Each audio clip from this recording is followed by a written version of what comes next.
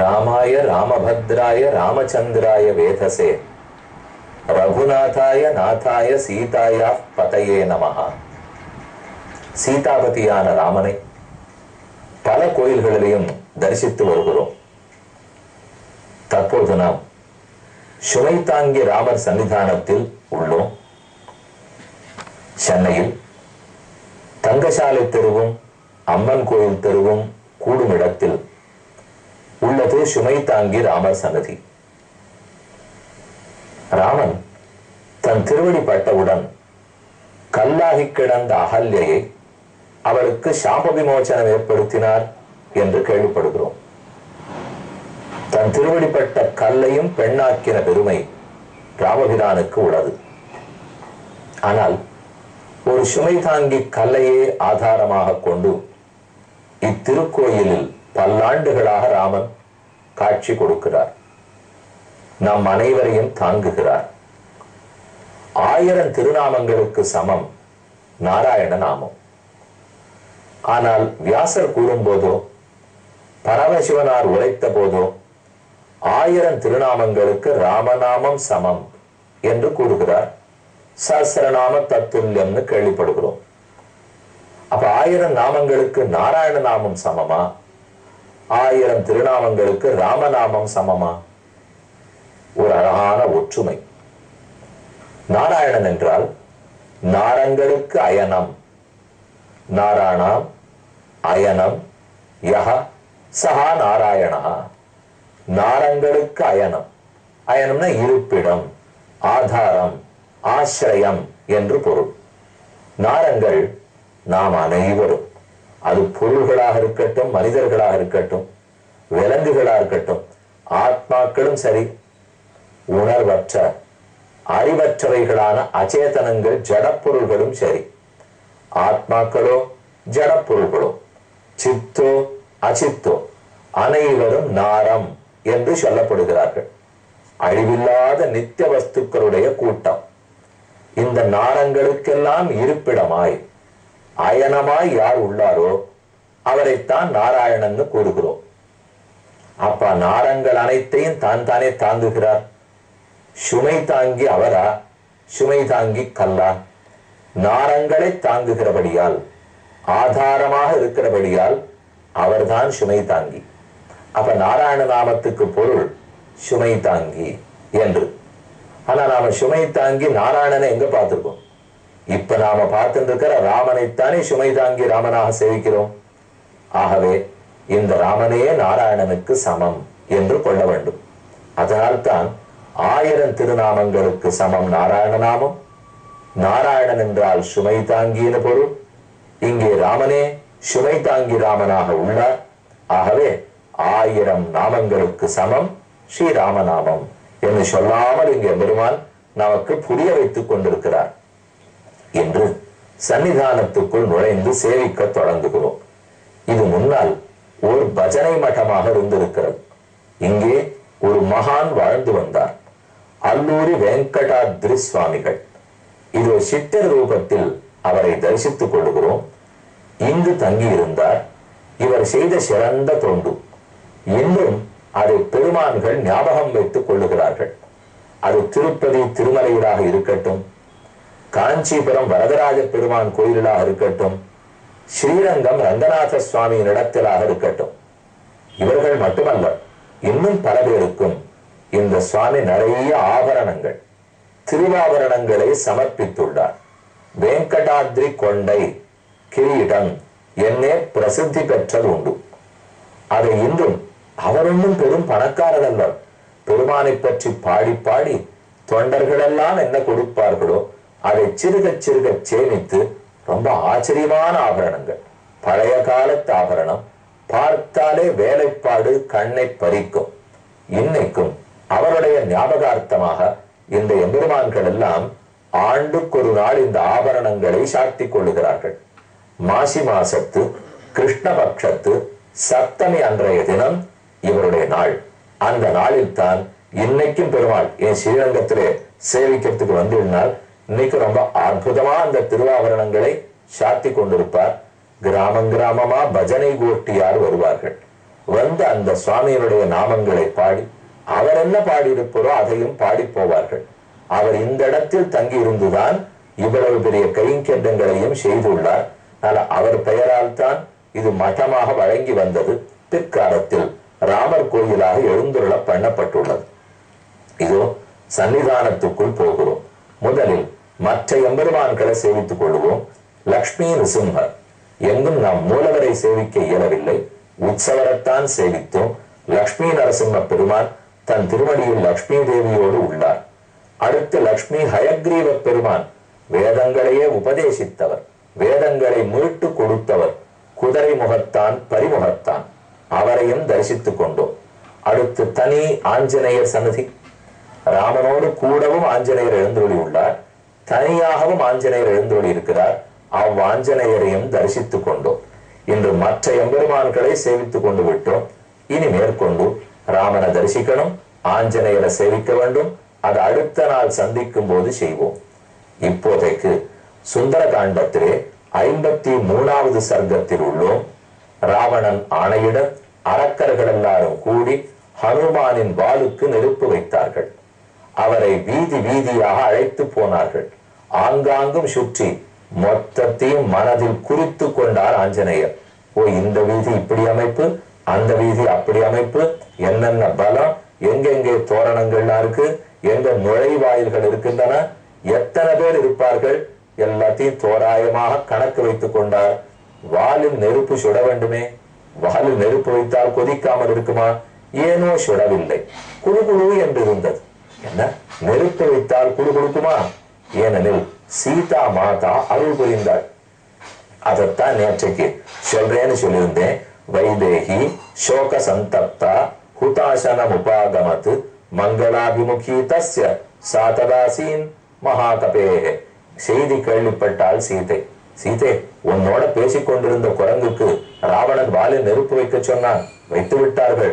அங்கும் அங்கும் எல்லாரும் ஒரே அங்கெங்கும் ஓடிக்கொண்டிருக்கிறார்கள்.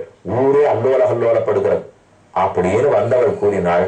சீத உடனே சீதோபவ ஹனுமதா, இந்த நெருப்பு ஹனுமானை சுடாமல் இருக்கட்டும்.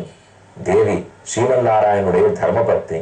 பீஷாஸ்மாத் பாதப்பவதே பீஷோதேதி சூர்யா பீஷாஸ்மாத் அக்னிச்சேந்திரச்ச மிருத்யுர்தாவதி பஞ்சமயிதி என்ன உபனிஷத்து, தைத்திரி உபனிஷத்து கூறுகிறது. பெருமானை கண்ட பயத்தால் சூரியன் உதிக்கிறான், அக்னி எரிகிறான், யமன் தன் காரியத்தை பார்க்கிறான், வாயு ஓடுகிறான், இந்திரன் நடக்கிறான். ஒத்தருமே பகவான் அனுகிரகத்தாலே. அப்ப அவரை கண்டு பயந்தால் மகாலட்சுமி தேவி அனைத்து உரிமைகளும் படைத்தவர். ஆகையால் தான் அக்னி சுடாமல் இருக்கட்டும். அதுக்கு மேல சீதை பிரதிஜை பண்ணுகிறாள். உபதஸ்தே விஷாலாட்சி பிரயதா ஹவ்யவாகனம் யத்யஸ்தி பதிசுஷ்ரூஷா யத்யஸ்தி சரிதந்தபா. என்னுடைய ராமனை தவிர மற்றொன்றை நினைக்காமல் கற்புடையவளாக இருந்தால் நெருப்பு அவனை சுடக்கூடாது. ராமனுக்கு நான் அனைத்து தொண்டுகளும் புரிபவளாக இருந்தால் நெருப்பவனை சுடக்கூடாது. ராமன் என் பேரில் வைத்திருக்கும் அன்பு உண்மையாக இருக்குமானால் நெருப்பவனை சுடக்கூடாது. எதிவாத் தேகபத்னித்வம் சீதோ பவ ஹனுமதா. ராமன் ஒரு தாரத்தை தவிர, ஒரு பெண்ணை தவிர யாரையும் ஏறெடுத்தும் பார்த்ததில்லை என்பது உண்மையாக இருக்குமானால் நெருப்பவனை சுட வேண்டாம். எவ்வளவு பிரதிஜை, என்ன நம்பிக்கை! அவள் சொன்னபடிக்கு நெருப்பு சுடவே இல்லை. ததஸ்தீக்ஷ்ணார்ச்சி அவ்யக்ரஹ பிரதக்ஷண சிகோ நலஹ பிரஜ்வால மிருகசாவாக்ஷ்யாக சம்சன்னிவ சுபம் கபேஹே. மன குழு குழுன்னு இருந்துதான். தஹ்யமானே சலாங்கூலே சிந்தையாமாச வானரஹ. அப்பதான் இது ஆஞ்சநேயர் நினைச்சு பாக்குறா, என்ன திக்கு திக்குன்னு எரியறது, எரியறதுல குறைச்சல் இல்லை, ஆனா எனக்கு எரியவே இல்லையே. எரியறதுன்னா வால்ல பிடிச்சு எரியறது, ஆனா நமக்கு எரியறதுன்னா என்ன? அப்பப்ப ஆறாண்டு ரொம்ப நன்னா வாழ்ந்துட்டா நம்ம வயத்துல ஒரு பாடுபடுத்துறது பாருங்க, அதுக்குதான் வயத்தெரிச்சல்னு பேர். அதை நான் சொல்ல வரல. இப்போ இது வால்ல எரியணுமே. அப்ப வால்ல இருக்கிற எரிச்சலே அவருக்கு தெரியாமல் பிரதீப்தோக்னி அயம் கஸ்மாத் நமாம் தஹதி சர்வதா. ஏது இந்த வால்ல இருக்கிற நெருப்பு என்ன சுடவே இல்லை? ஓ, இது ராமனின் அருளாக இருக்க வேண்டும். பக்கத்துல இருக்கிற சீதையை சட்டுன்னு அவருக்கு நினைக்க தோணல. எல்லாத்தையும் அவனிடத்திலேயே சமர்ப்பிச்சு ஹனுமானுக்கு பழக்கம் இல்லையோ, அதனால நினைக்கிறார் ராம பிரபாவாத் ஆச்சரியம் பர்வதா சரிதாம் பதோ யதி தாவத் சமுத்திரஸ்ய மைனாகஸ்ய ச தீமாதா. முதலேந்து யோசித்து பார்த்தேன். இவ்வளவு பெரிய கடலை தாண்ட முடிஞ்சதாகட்டும், கடலை பறந்து வரைச்சு நடுவுல மைனாக்க மலை எழுந்து நின்னதாகட்டும், இப்ப நெருப்பு கூட சுடாம குடுகுடுன்னு இருக்கிறதாகட்டும், எல்லாம் இந்த ராமனுடைய அருளால் தான் நடந்திருக்கு. சீதாயாச்ச அனுசம்சேன தேஜசா ராகவஸ்ய, சீதையனுடைய அருள், ராமனுடைய தேஜஸ் ஒளி, பிதுஷ்ச மம சக்கேன நமாம் தஹதி பாவகா. அதுக்கு மேல சொல்றார், என்னுடைய தந்தை வாயு, வாயுவுக்கு நெருப்பு தோழனாயிற்றே.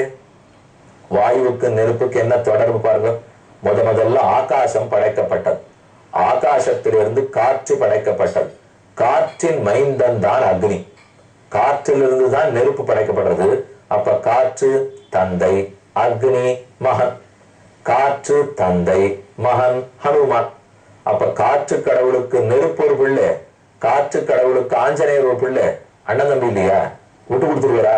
அதனாலதான் நெருப்பு என்னை சுடாமல் இருக்கிறது போலும் என்றார். இப்படி பிதுஷ்ச மம சக்கேன நமாம் தஹதி பாவகா பூயஸ்ஸ சிந்தமாமாச முகூர்த்தம் கபிகுஞ்சரா. அப்படி இப்படி எல்லா இடத்திலையும் பார்த்த உடனே இனிமேல் இவர்களுக்கு வசப்பட்டு நிற்க முடியாது. யார் மிச்சம் இருக்கிறார்களோ அடி துதைத்து விட்டு மறுபடியும் புறப்பட வேண்டியதுதான் என் ஆஞ்சநேயர் முடிவெடுத்திருந்தார். ஷட் என்று இவர்களிடத்திலிருந்து விடுவித்துக் கொண்டார். பெரிய தோரணத்தின் பேர்ல ஏறி உட்கார்ந்து விட்டார். உத்பபாதாத வேகேன நநாதச்ச மகாகபி புரத்வாரம் தத ஸ்ரீமான் சைல சிருங்க மிவோன்னதம். ஒரு பெரும் மலைக்கு மேல ஏறி அதன் முகடு உட்காருமா போலே பெரிய வடிவத்தை எடுத்திருந்தார். கட்டியிருந்த கட்டு கயர்கள்லாம் கடகடகடான்னு அறுத ஆரம்பிச்சது. அவ்வளவு பெரிய உருவத்திலிருந்து ஷட்டுன்னு உருவத்தை சுருக்கின்றார்.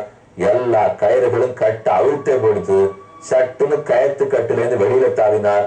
மறுபடியும் தன் உருவத்தை பெருக்கிக் கொண்டார். சபூத்வா சைல சங்காசா க்ஷணேன புனராத்மவான் வீக்ஷமானச்ச விருதிசே பரிகம் தோரணாசிரிதம். என்ன நடக்கிறதுன்னு அரக்கர்கள் பார்த்து இருக்கிறதுக்குள்ளே அங்க இருக்கிற பெரிய தடி, இரும்பு உலக்கை தடி, அதை எடுத்துக்கொண்டு மறுபடியும் சுழற்றினார். தன்னை பற்றி இருந்தவர்களை எல்லாம் குப்பர அடித்தார். சாதான் சதான் நிகத்வா ரணச்சண்ட விக்ரமஹ சமீக்ஷமானஹ புனரேவ லங்காம். ஒரு முறை திரும்பி, சரி லங்கையே, விடை பெற்றுக் கொள்ளுகிறேன், விரைவில் வரப்போகிறேன், காத்து கொண்டிரு என்று லங்கையை கூறிக்கொண்டு புறப்படுகிறார். ஆனா கிளம்பிடல. இதுக்கப்புறம் முக்கியமான ஒண்ணு நடக்க போகுது. அப்புறம் தான் அவருக்கு ஒரு பெரிய தப்பு பண்ணிட்டோம்னு தோணுகிறது. என்னன்னு பார்ப்போம். அடுத்த சர்க்கத்தை அடைகிறோம். 54வது சர்க்கம். வீக்ஷமானாஸ்ததோ லங்காம் கபிஹி கிருத மனோரதா வர்தமான சமுத்சாஹா கார்யசேஷம் அச்சிந்தயது. இன்னும் வாலில் நெருப்பு பெரிதா இருக்கு. சரி, லங்கையை பார்த்து விட்டார், இவர்களையும் அழித்தார், புறப்படணும்னு மனசு சொல்றது. ஆனா கூடவே யோசித்தார், போற வேகத்தில் ஒரு சுத்து லங்கையை சுத்தி இந்த நெருப்பை வைத்து விட்டு போனாலே என்று நினைவு கூடுகிறது. கிடு கிடுன்னு தம் வால்ல இருக்கிற நெருப்பை மொத்த இடத்துல வச்சுட்டார். ஆரோ சிலர் இவருக்கு நெருப்பு மூட்டினால் இவர் மறுபடியும் அந்த ஊருக்கே நெருப்பு வைத்தார். வீக்ஷமானஸ்ததோ லங்காம் கபிஹி கிருத மனோரதா வர்தமான சமுத்சாஹா. இன்னும் மிச்சம் என்ன செய்யலாம் என்று யோசித்தவர் கிடு கிடுன்னு எல்லா இடத்துக்கும் போனார். யோட்சயம் மமலாங்கூலே தீப்யதே ஹவ்யவாகனா அஸ்ஸ சந்தர்ப்பணம் நியாயம் கர்த்துமேவிர் கிருஹோத்தமைஹி. ரமணனா இருக்கு வீடுகள்லாம், இப்படியே திரும்பி போக வேண்டாம், நாம வந்ததுக்குண்டான முத்திரையை பதித்து விட்டு போக வேண்டும். அதனால் ஓரோர் வீடாக போனார். முதல்ல பிராஸ்தன், மகாபார்ஸ்வன், வஜ்ரதிரம்ஷ்டன், சுகன், சாரணன், இந்திரஜித்து, ஜம்புமாலி, ரஷ்மிகேதன், ஹர்ஷகர்ணன், தம்ஷ்டன், ரோமசன், துவஜக்ரீவன், வித்யுஜிஹ்வா, எத்தனை பேருண்டோ மொத்த வீட்டையும் நெருப்புக்கு இரையாக்கினார். விபீடனனுடைய வீட்டை தவிர வர்ஜயித்வா மகாதேஜாக விபீஷண கிரகம் பிரதி கிரமமான கிரமேணைவ ததாக ஹரிபுங்கவா. கிடுகிடுன்னு வைக்க வேண்டியதானே, வைத்த உடனே அனைத்து இடத்திலும் பற்றி எரிய ஆரம்பிச்சது. ஊரே அமர்க்களப்பட்டது. கிரந்தியந்த சகதா பேது ஸ்தனந்தய தரா ஸ்திரியா. வீட்டில் இருக்கிற பெண்கள்லாம் ஓடி வந்தனர். அரக்கர்களுக்கெல்லாம் புரியவில்லை. ஒரு சிலர் ராவனிடத்தில் சொல்ல ஓடினார்கள். இப்படியாக கிடு கிடுவென்னு பற்றி எரிய தொடங்க அதை பார்த்து கொண்டே தான் வானத்தில் புறப்பட பார்க்கிறார். என்ன நிகழ்ந்ததுன்னு பார்ப்போம்.